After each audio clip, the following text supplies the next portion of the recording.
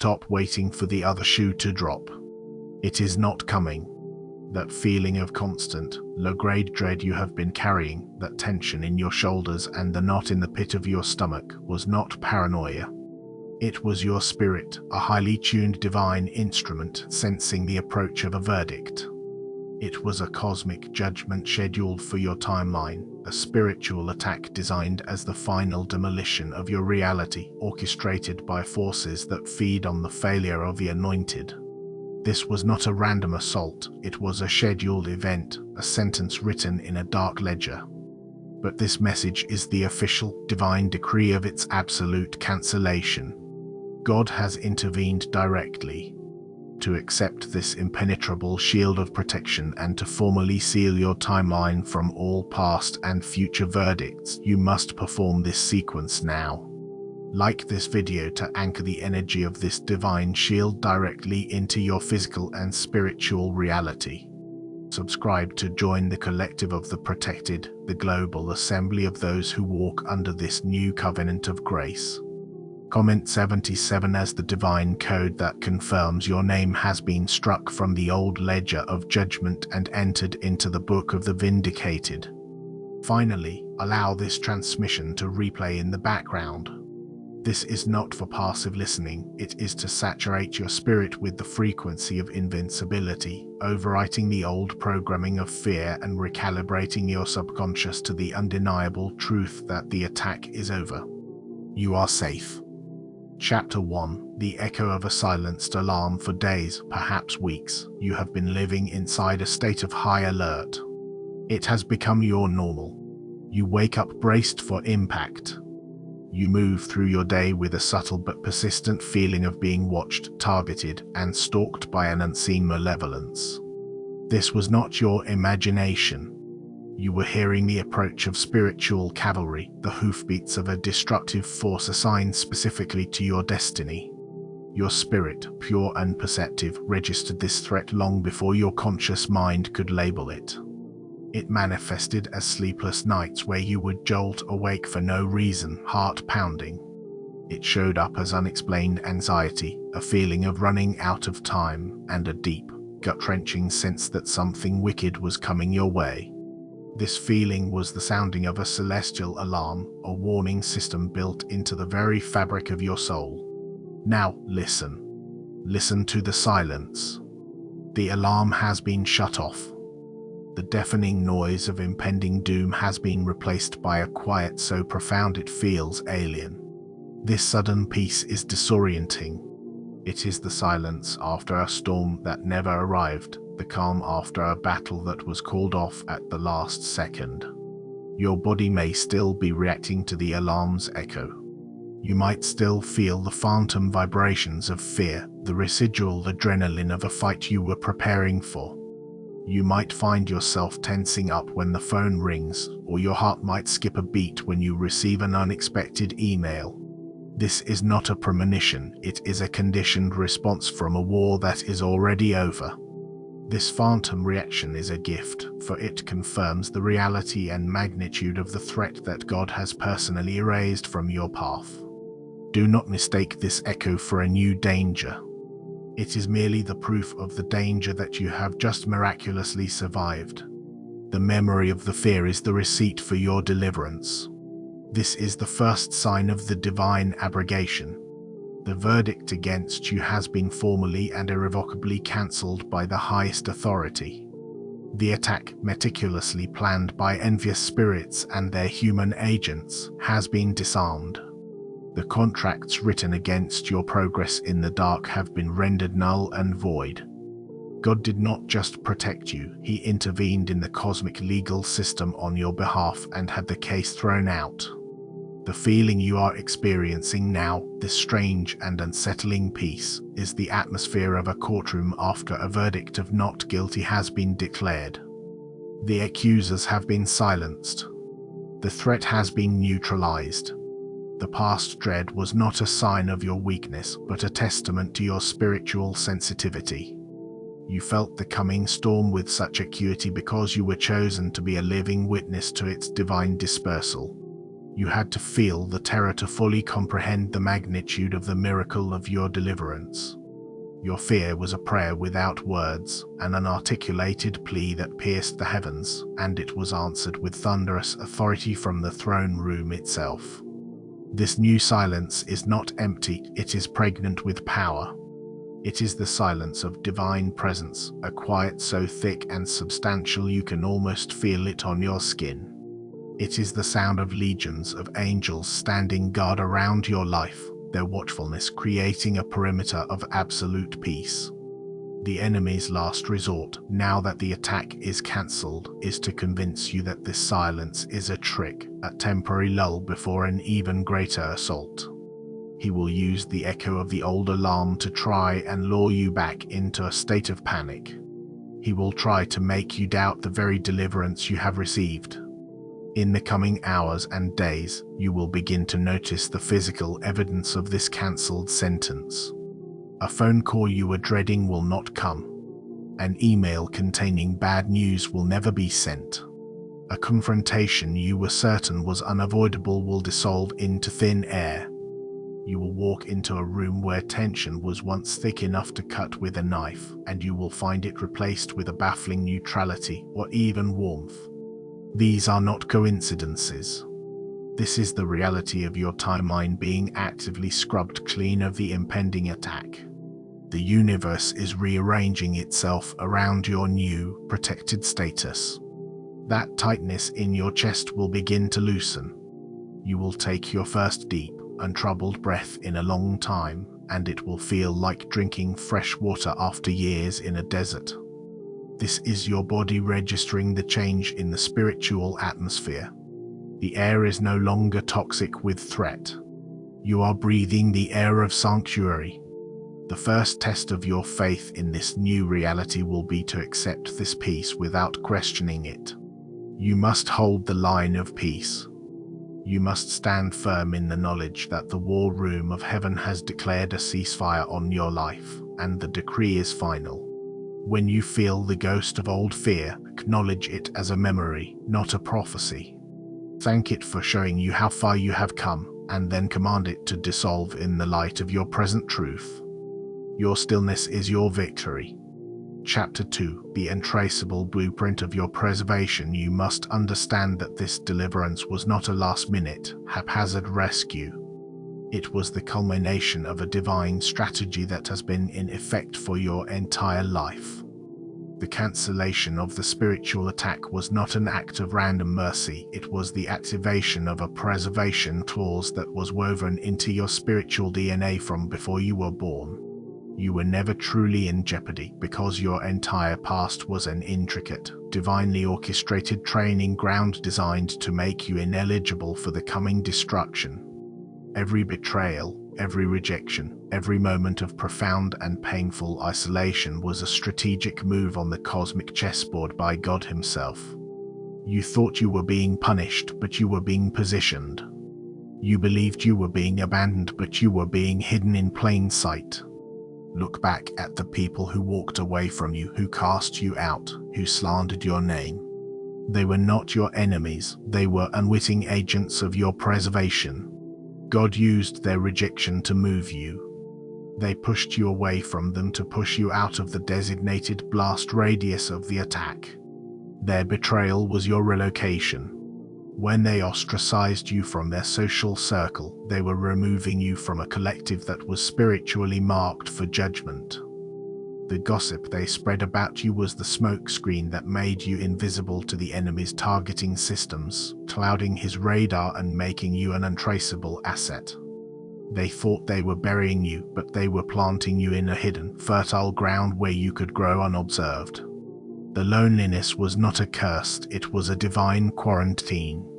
You had to be separated from the collective, kept away from the spiritually contaminated systems of the world.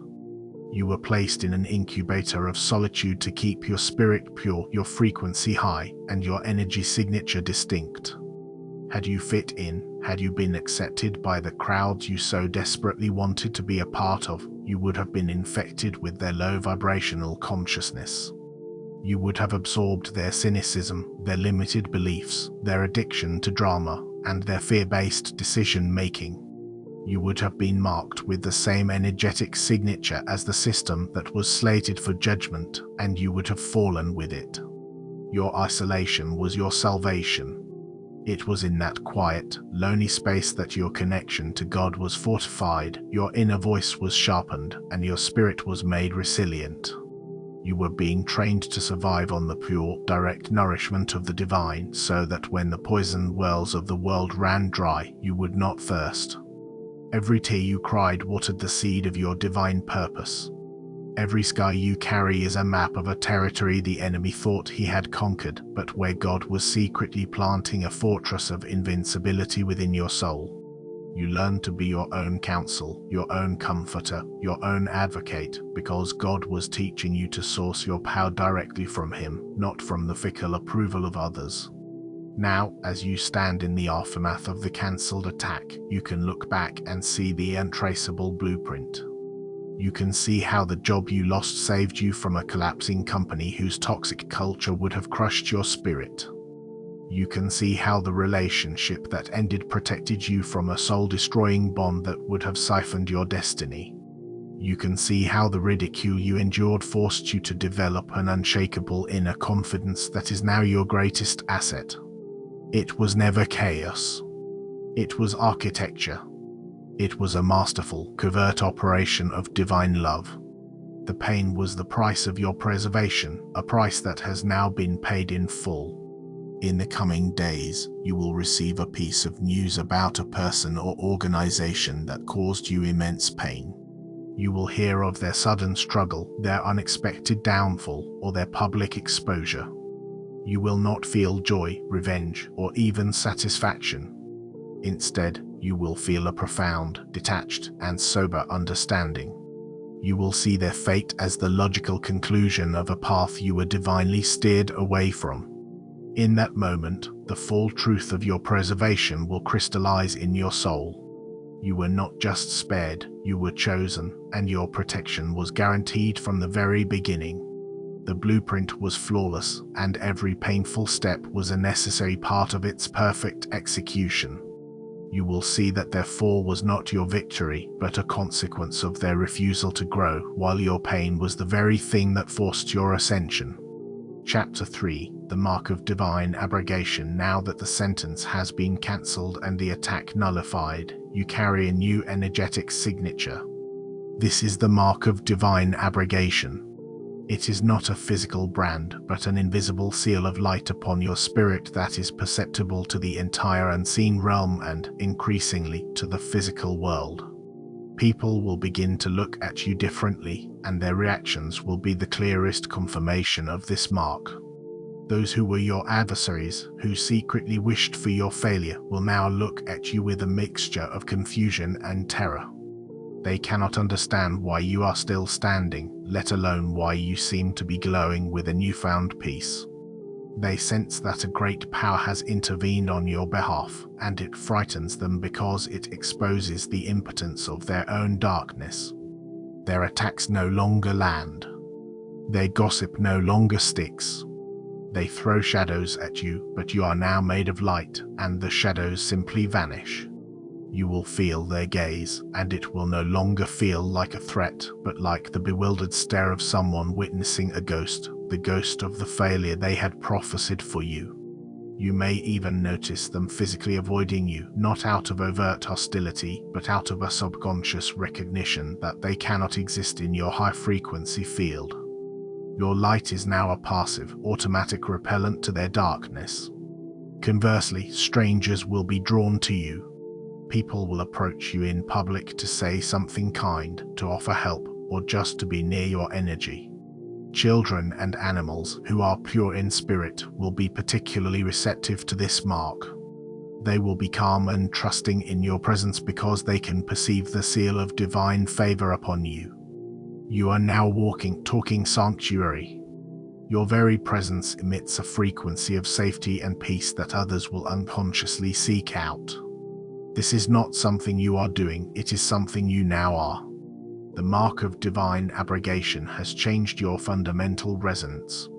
Your weirdness, The very qualities that made you feel like an outcast for so many years was the prerequisite for receiving this mark. Your inability to conform, your refusal to play the games, your deep-seated need for truth and authenticity, these were the markers that identified you for exemption. The frequency of the spiritual attack was calibrated to target conformity, deceit, and spiritual compromise. Your unique, non-compliant energy signature made you incompatible with its targeting system. The system could not get a lock on you. Your authenticity was your shield. The things they ridiculed you for were the very things that saved your life. You did not fit into their world because you were never meant to. You were built for a new world, and this mark is your citizenship. In the coming weeks, an opportunity you thought was dead and buried will suddenly and miraculously reappear. It might be a career path, a creative project, or a relationship that you had mourned and let go of. However, it will not come back in its old form. The universe will not insult you by offering you repaired ruins. Instead, a new, vastly superior version will manifest. This is the universe's way of demonstrating the power of the abrogation. The old path was part of the timeline that was targeted for destruction. Now that you are on a new, protected timeline, a new path has been paved for you. A company that rejected you years ago might suddenly call with an offer for a position that is a perfect fit, with triple the pay and influence. A creative project that stalled due to lack of funding will suddenly find an investor who not only provides the money but also understands and champions your vision. It will be easier, more aligned, and more abundant than anything you could have imagined before. When this offer appears, recognize it for what it is: tangible proof of your new status. It is a gift from God to confirm that the old contract of struggle has been shredded and a new contract of grace has been signed in its place. The mark of divine abrogation is not just a shield of protection, it is a passport to a new dimension of favor, a reality where the rules have been written in your favor and blessing is now your native language. Chapter 4: The collapse of the old guard's reality. The cancellation of the attack against you was not a contained event. It was a cosmic shockwave, and its primary effect is the systematic collapse of the reality of those who orchestrated it. This is the principle of divine recoil. The energy of the attack, having been denied its intended target, must go somewhere. By divine law, it has been recalled by God and returned to its senders, amplified. You must now prepare to witness the rapid and bewildering disintegration of the old guard, the network of individuals and systems that thrived on your suppression. Their entire reality was built on a single, faulty premise: your eventual destruction. They invested their energy, their plans, and their very sense of identity in the belief that you would fail. Now that your success and safety are divinely guaranteed, the central pillar of their world has been removed. The entire structure is now collapsing in on itself. You will see it begin subtly at first. Their plans will inexplicably unravel. Deals that were guaranteed will fall through at the last minute. Alliances they trusted will suddenly fracture with betrayal and infighting. The very same tactics of sabotage and gossip they used against you will be turned against them by their own former allies. They will begin to experience the very same chaos, confusion, and sense of being targeted that they tried to inflict upon you. They sowed the wind, and they are now reaping a whirlwind of their own making. Their power was always parasitic, feeding on the fear they generated in others, especially you. Now that you are no longer a source of that energy, their entire system is starving and beginning to cannibalize itself. You will witness this from a place of profound and unshakable calm. While they are scrambling in panic, you will feel a deep, abiding peace. This is your confirmation that you are no longer part of their system or subject to its laws of chaos. You are an observer from a higher dimension, watching a play whose tragic ending you already know. It is critical that you do not interfere. Do not feel pity that pulls you back into their drama. do not feel a need to say, "I told you so." Your silence is your power. Your peace is your vindication. Their downfall is not your karma to administer, it is the automatic, impersonal consequence of the divine recoil. They built a cage for you, and now find themselves locked inside it, with the walls closing in. The envy and sabotage they directed at you were never truly about you as a person. It was about the light you carry. Your inherent connection to the divine was a mirror that reflected their own spiritual bankruptcy, and they could not stand the sight of it. They tried to shatter the mirror, but they have only succeeded in shattering themselves. Your continued existence in a state of peace is the most damning judgment against them. It proves that their source of power was a lie, while your source of power is eternal. In the coming weeks, you will see this escalate. The collapse will move from the circumstantial to the personal. The masks they wear will begin to slip, first in private and then in public. The carefully curated images they project will crumble, revealing the rot and fear underneath. You will hear whispers and then open reports of their financial ruin, their sudden health crises, their relational breakdowns. This is not a cause for celebration, but for sober observation. You are being shown a fundamental spiritual law in action. You are witnessing what happens when darkness overplays its hand and challenges a child of God who is under divine protection. The system that once seemed so powerful and monolithic will be exposed as a house of cards, built on a foundation of lies and fueled by stolen energy. Your only role in this process is to continue to anchor the light. Hold your peace. Focus on your new assignment. Your thriving is the final nail in the coffin of their reality. Every step you take forward in joy, abundance, and purpose is a tremor that further destabilizes their crumbling world. They predicated their existence on your demise, and now your divinely ordained life is their undoing. They are being consumed by the very void they sought to cast you into. Chapter 5: Navigating the new atmosphere of grace. You have been moved. Your spiritual address has changed. You no longer reside in the polluted, high-pressure environment of struggle and survival.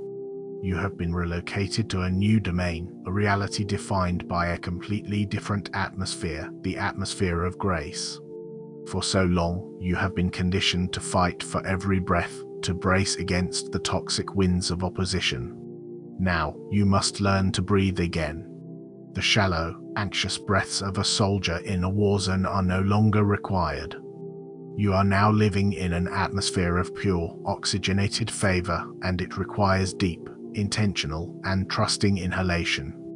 At first, this new environment will feel strange, perhaps even uncomfortable. Its ease will feel suspicious. Its quiet will feel like the calm before a storm. This is the trauma response of your old self, a spiritual PTSD from a lifetime of combat. You must consciously and deliberately retrain your spirit to accept this new normal. The normal of constant struggle is over. The normal of things being hard is over. The normal of expecting the worst is over. The new law of your reality is divine ease. This is a physics you must learn. In the old world, effort equaled results. In this new world, alignment equals results. Striving is now counterproductive. It is a signal to the universe that you do not trust the new atmosphere to support you. This new atmosphere has tangible effects. You will feel a physical and energetic lightness, as if a heavy cloak you did not know you were wearing has been lifted.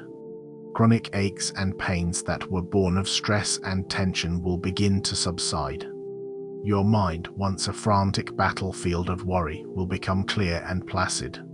Ideas, solutions, and creative inspiration will flow to you effortlessly, no longer blocked by the static of fear. Synchronicity will become your default mode of operation.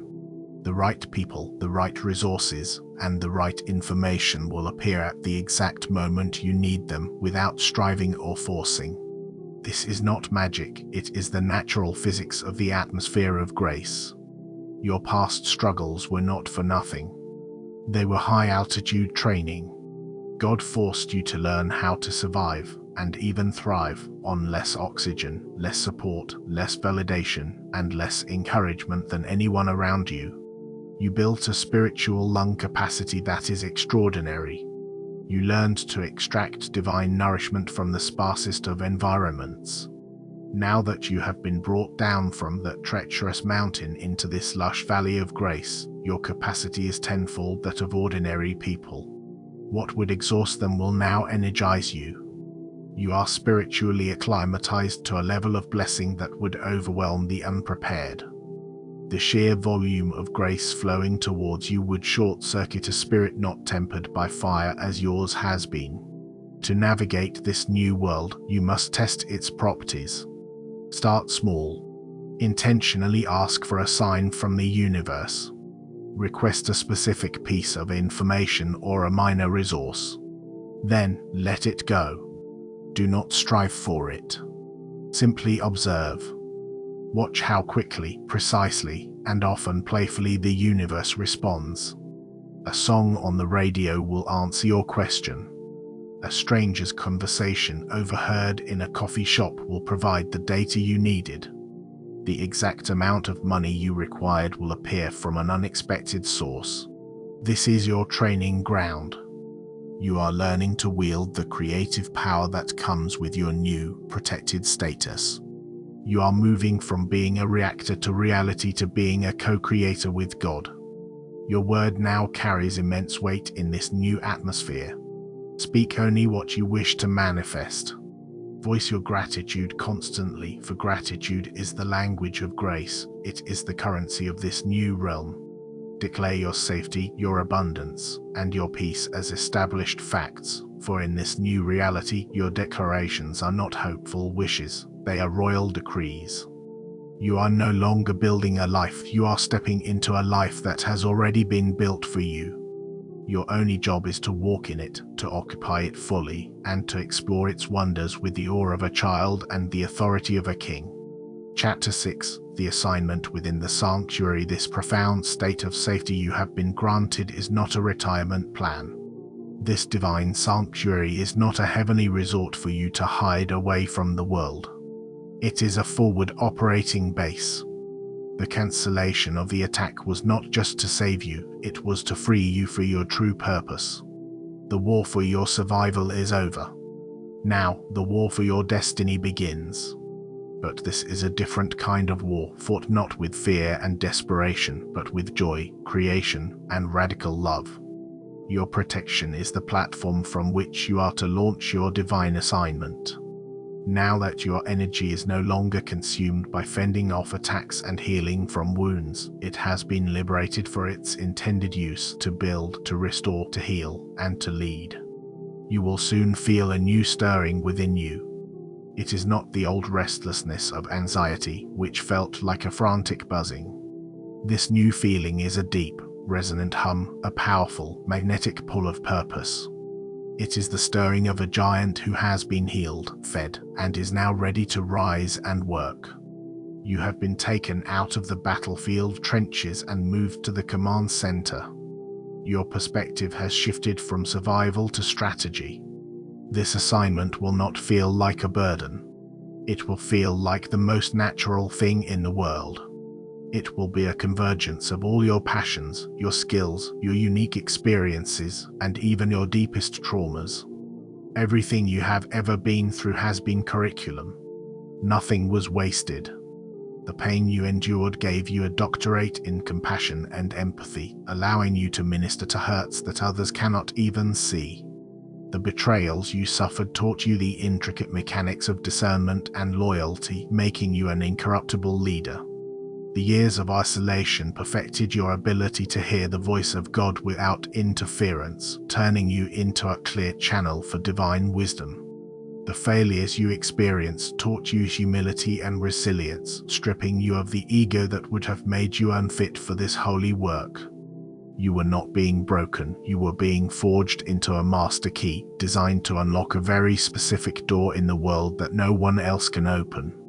You were given a unique combination of wounds and gifts that perfectly matches a specific lock of pain in humanity. The nature of your assignment will become clear. It may be to create a work of art that heals millions, to build a business that operates on principles of integrity and light, to become a healer who can mend wounds others cannot see, or to simply be a pillar of quiet strength and wisdom in your family and community. The scale does not matter. The authenticity of your alignment with the task is everything. Do not look for a booming voice from the heavens to give you a detailed instruction manual. The assignment will rise from within you like a memory of a future you are destined to create. It will show up as an undeniable idea that will not leave you alone, a deep compassion for a specific group of people, or a righteous anger against a particular injustice that fuels you with a desire to bring change. An early confirmation of this new role will come from an unexpected source. Someone from your past, perhaps someone who misunderstood or underestimated you, will reach out. They will not be asking for anything. They will simply contact you to acknowledge your strength, to comment on your peace, or to admit that they now see you in a new light.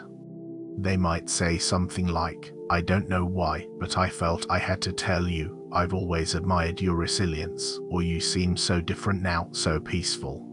Their words will be a divinely orchestrated message, a confirmation from the outside world that your inner shift is now visible. They will be the first to unconsciously recognize your new authority and anointing.